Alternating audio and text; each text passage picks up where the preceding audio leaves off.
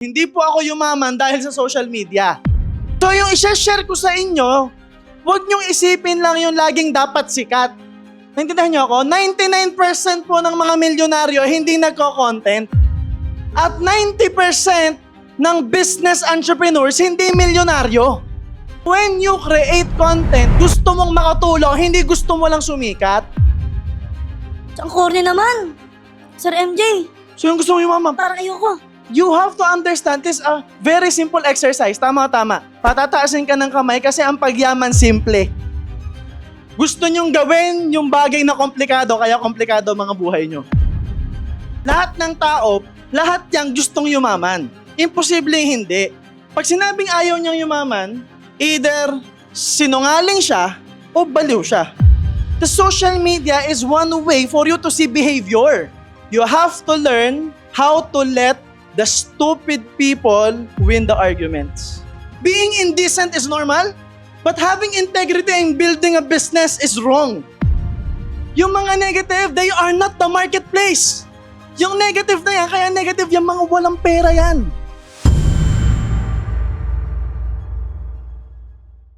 I'm gonna share with you, bottom line tayo agad, okay lang, kasi baka mapahaba tayo. Alam nyo naman ako, wala akong concept ng time. Yung isang oras ko hanggang bukas. I'm gonna share with you what I applied, especially na pwede nyong gamitin sa buhay nyo. Nung sinisimulan ko si Wee na hindi pa po ako nag-create ng content. The reason why I was able to earn 12 million in just 8 months. Are you with me? Pwede na pagtiyagaan? Hindi, bakit ko to sinasabi? You guys have to understand that I'm a businessman. I am an entrepreneur. Hindi po ako yumaman dahil sa social media. Wala pong income yan. Hindi po ako vlogger. No, negosyante po ako who happens to share the vlogs. Pero ang sineshare ko po, yung negosyo. Are you with me? Yes! So ibig sabihin, before even the internet era came, I'm already a millionaire. And before I even created content, I'm already a multi-millionaire. Are you with me? So yung i-share ko sa inyo, huwag niyong isipin lang yung laging dapat sikat. Naintindihan niyo ako? 99% po ng mga milyonaryo hindi nagko-content. Alright? At 90% ng business entrepreneurs hindi milyonaryo. At walang negosyo. Why am I saying this? Para maisip nyo na when you create content, gusto mong makatulong, hindi gusto mo lang sumikat. Alright? Because we are in a mission here. Ang gusto natin, makatulong sa community. At yumaman sa business natin. Huwag kahit kailan nagagamitin nyo yung sikat para yumaman. That's wrong. Kaya sumikat, I'm serving the community. And I'm sharing my real life experiences. Alright? So ang pag-uusapan natin, regardless kung sikat ka, kung may follower ka, even if you don't create content, although I encourage you to create your own content so that you can generate your own leads. You can inspire people, it's okay. But the thing is, kahit hindi ka sikat, magagamit mo to. Nagkakaintindihan ba tayo? Sasandaan ha, so usapang pagyaman. Saan gusto niyo mama? Successful. Ayaw nyo? Bakit? Ang corny naman.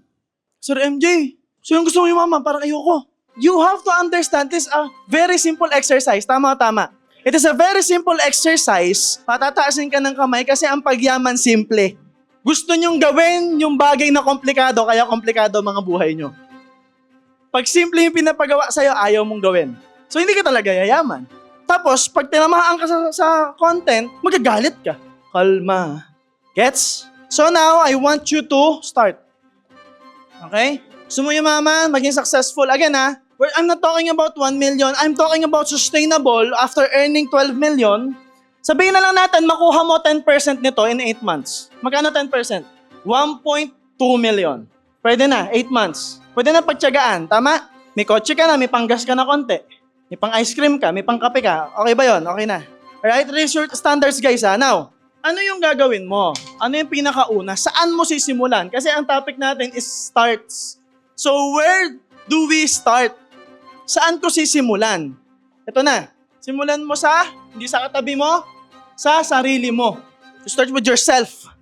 Kung hindi ka pa mayaman, or let's just say lahat po ng tao, okay? Lahat ng tao, lahat yang gustong yumaman. Imposible hindi. Alright? 3 lang yan Okay? Pag sinabing ayaw niyang yumaman, either sinungaling siya o o baliw siya? Naintindihan mo ako? You cannot tell me na, hindi ko yung ito pera Saan gusto? See? Ngayon, taasan ng kamay. Diba? You see how people react? Like, ayoko ng pera. Ayoko ng pera. No, ito na. Paano ko nasabi yan? It's because the social media is one way for you to see behavior. Diba? Huwag kayong magpa-apekto sa social media. You don't attach yourself. You detach and you observe. Diba? Ba't ako hindi apektado? Ano ba? Dami nang hate sa'yo. It's because, ito yung general rule simulan nyo to sa sarili nyo. Ano yung rule? You have to learn how to let the stupid people win the arguments. Because hindi ka mananalo sa stupid. You have common sense, they don't. Nagigets? Hindi mo kailangan manalo. Hayaan mo siya. Galing mo. Lupit mo. Diba? Kasi hindi ka mananalo dyan But when you observe, you detach yourself, you will learn. Ganito pala behavior ng tao ngayon. Ang tao pala ngayon, they don't have the time to build a business. They don't have a time to work. They don't have the time to study themselves. But they have the time to create a dummy account para mag-comment ng negative. So maraming time ang tao. 1. I can see that. Number 2, negative na talaga yung mga tao. That's 2. Number 3, ang dali na sa tao magsalita ng negative sa kapwa. Dati nahihiya pa tayo Can you imagine the marketplace right now? Kaya sabi ko, ito pinakamagandang topic ngayon Simulan mo sa sarili mo Because when you see the marketplace, most people hindi nahihiyang manglamang ng kapwa, gumawa ng mali, negative, gumawa ng kalokohan, gumawa ng mga content na kalibugan. Hindi sila nahihiya doon pero nahihiyang mag-business. Nahihiyang magbenta. Pero hindi sila nahihiyang magkaimbot. So it's like being indecent is normal, but having integrity and building a business is wrong. What?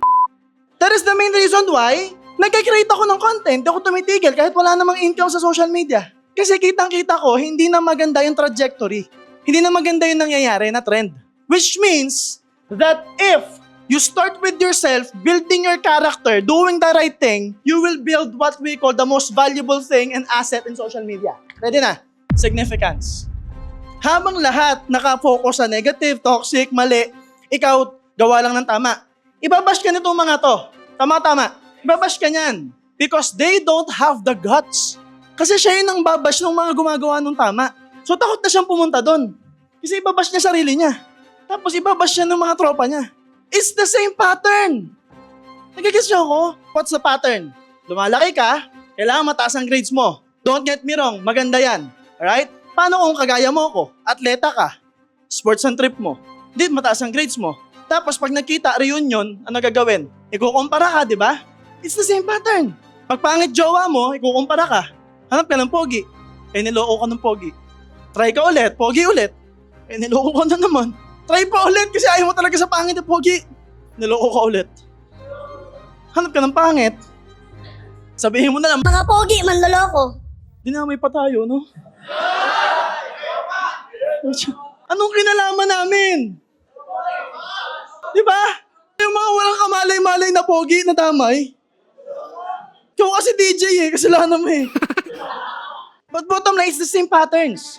Na galing ka sa mga bully, galing ka sa mga makalokohan, yung totoo, sino dito yung galing sa ganyan? Nung bata ka yung nagkamali ka rin, inuman, ganyan. Di ba nantitrip?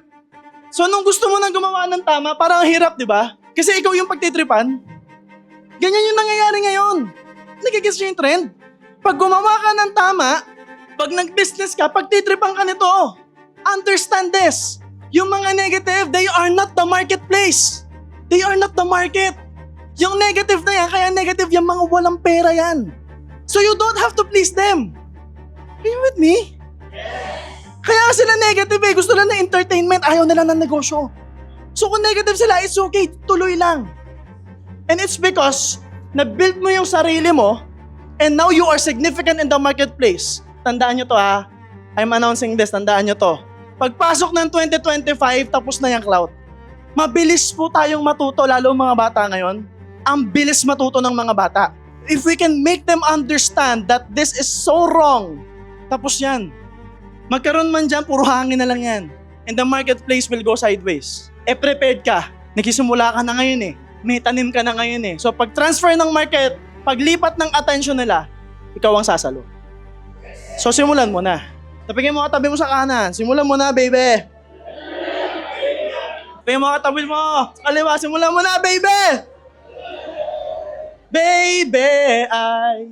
Oh, tama na. Pag baby, tutuwa, baby, tama na yung babyhan.